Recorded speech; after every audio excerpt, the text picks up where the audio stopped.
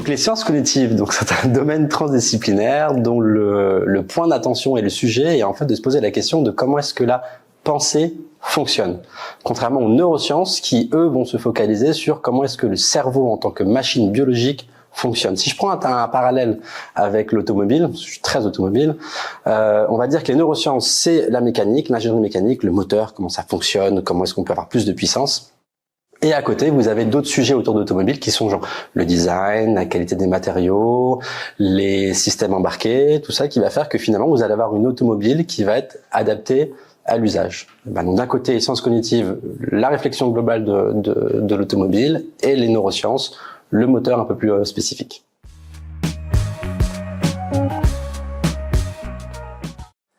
Le cerveau est une machine à apprendre dans la mesure où lorsqu'on l'étudie d'un peu plus près, on se rend compte que toutes les fonctions cognitives qu'on utilise en fait sont dédiées à alimenter cette première fonction. L'apprentissage, c'est quoi? C'est en fait tout simplement stocker dans un système les différentes expériences qu'on a dans la vie de tous les jours pour pouvoir nous accompagner dans les décisions qu'on va prendre dans les prochaines millisecondes. Donc en fait, on se rend compte que l'apprentissage, en fait, on apprend tout le temps. On marche dans la rue, on discute avec une personne, on boit, on dort. En fait, tout ça, c'est l'apprentissage. On apprend 24 heures sur 24, 7 jours sur 7. On peut même pousser en disant que finalement, on parle beaucoup du sujet comment est-ce que je pourrais devenir autodidacte. En fait, on est déjà autodidacte, on est autodidacte par nature. Et si on pousse encore plus le concept, on se rend compte qu'une bactérie apprend, une cellule apprend, un arbre apprend. En fait, finalement, l'apprentissage n'est pas quelque chose qui serait spécifique à l'individu ou à l'être humain, mais en fait, c'est spécifique à la nature de façon générale.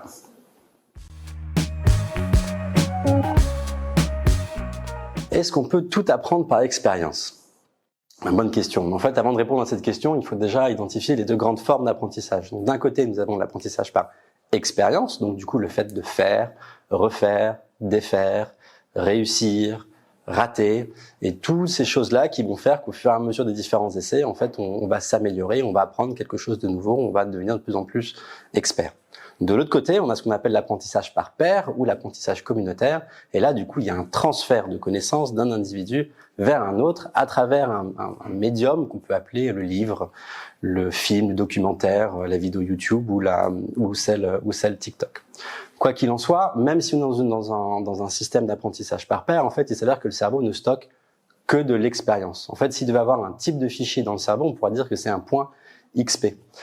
Et en fait, peu importe ce qui se passe, pour que même l'information qui a été transférée soit fixée à moyen et à long terme, elle doit passer par une expérience. Donc, lorsqu'on est en conception pédagogique, on va appeler ça effectivement l'expérience d'apprentissage. Donc, quand on parle de gamification, de ludification, pédagogie inversée, en fait, c'est ça.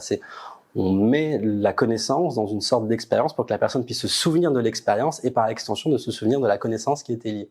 Et donc, du coup, on va augmenter la rétention d'informations. Donc, au final, oui, le plus important, c'est le travail autour de l'expérience dans une situation d'apprentissage, en tout cas. Alors, une connaissance, ça ressemble à quoi? Donc, d'abord, un cerveau, il faut que vous l'imaginiez comme un méga, super, giga complexe réseau de câbles électriques. Et une connaissance, en fait, c'est un réseau, donc c'est un sous-réseau de ce gros tamas de câbles. Et c'est quelque chose qui va être créé, qui va se stimuler lorsqu'on en a besoin. Donc tout ce que vous savez dans votre vie, que vous connaissez, que ce soit des membres de votre famille, que ce soit une feuille ou quoi que ce soit, est représenté à travers un sous-réseau. Et quand il est créé, il est présent. Et quand il n'existe plus, du coup, on oublie quelque chose. Maintenant, il faut savoir qu'une connaissance, c'est en fait une généralisation de plusieurs expériences. Donc du coup, je vais accumuler des choses, des actions, des interactions, et au fur et à mesure, je vais générer une connaissance, je vais savoir quelque chose qui va guider de nouvelles expériences. Ça veut dire que je vais être capable d'anticiper. Si je fais ça, il va se passer ça. Et une connaissance, c'est en fait une probabilité, c'est une hypothèse. Ça veut dire qu'en gros, si je fais ça, il y a tant de % de chances qu'il va se passer ça. Plus on accumule des expériences, plus dans différents environnements, plus cette probabilité va être haute. Si je prends un exemple un peu plus concret, j'arrive dans une nouvelle ville que je ne connais pas. Donc je vais prendre le fameux bus 2222 qui doit m'amener à un endroit précis. Donc j'attends plusieurs fois ce bus et il ne vient jamais. Jusqu'au jour où je me dis, tiens, c'est bizarre, j'ai accumulé plein d'expériences, un échec, je vais essayer de me renseigner pourquoi est-ce que ça ne fonctionne pas. Et là, j'apprends que le bus 222, en fait, ne passe que le lundi. Donc là, hop, j'ai accumulé un nouveau savoir, je sais quelque chose et donc maintenant, je peux guider mes expériences. Ça veut dire que je me retrouve tous les lundis pour prendre mon bus 222. Ça fonctionne et là je suis très très certain que ce bus passera les lundis. Arrive le jour où je me pointe un lundi et hop, le bus ne passe pas. Donc là, remise en question, qui suis-je dans le monde, je ne sais pas comment ça fonctionne, et je me renseigne. Et j'apprends qu'on est passé en horaire d'été et finalement le bus 222 passe le mardi. Et donc là, hop, j'ajuste mon modèle et donc du coup, cette probabilité change. Donc du coup, elle est plus faible qu'elle passe le lundi, mais plus haute qu'elle passe le mardi, et se met. Donc du coup, une connaissance est un modèle en fait qui se met à jour et qui doit tout le temps être mis à jour et adapté.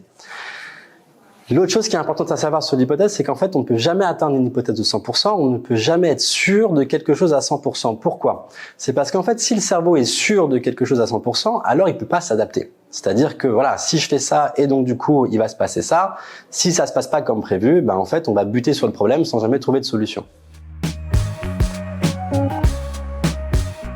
Pourquoi le partage de connaissances est une clé pour faire avancer les sociétés? Bon, si je reprends mon exemple d'apprentissage par expérience, on va dire que voilà, je suis un peu tout seul dans une forêt et j'apprends quelque chose par expérience, c'est-à-dire que j'ai eu à la dure. J'y suis arrivé, j'ai raté, j'ai recommencé, c'était pas assez parfait, j'y allais et ça m'a pris 10 ans pour acquérir un savoir ou un savoir-faire. Je suis super content, super fier, j'arrive, je descends et je vais dire à une personne qui souhaite apprendre ce savoir-faire, je vais lui dire ok, viens avec moi et en 3 ans, je vais te former. Donc du coup, moi, ça m'a pris 10 ans, ça va lui prendre 3 ans. Et en fait, au fur et à mesure des passages, en fait, on va pouvoir avoir un transfert de connaissances qui se passe de mieux en mieux et qui va permettre d'accélérer une culture. Et quand on parle d'apprentissage par pair, puisque là, effectivement, c'est vraiment le sujet, on a un peu plusieurs formes d'apprentissage par pair. On peut apprendre par imitation. Donc, imitation, c'est un peu genre, je fais quelque chose et puis je vais regarder quelqu'un d'autre et puis je vais le copier. En danse, par exemple, quand on prend le hip-hop ou les danses urbaines, en fait, finalement, on s'entraîne dans une même salle, et puis finalement, on va s'entraîner, puis on va jeter un coup d'œil sur ce que l'autre fait, et puis on va essayer de reproduire. C'est pas mimétisme, mais la personne qu'on mime n'est pas forcément enclin à donner ce savoir-là. L'autre, ça va être par reproduction. Reproduction, par exemple, je vais récupérer un lecteur DVD, je suis la génération des lecteurs DVD, et je vais le démonter pour pouvoir le reconstruire, le copier et faire travail. Donc là, encore une fois, je prends un objet et j'essaie de comprendre comment est-ce qu'il fonctionne, j'accumule de l'expérience, et donc du coup, ça me permet de recréer ou améliorer un process.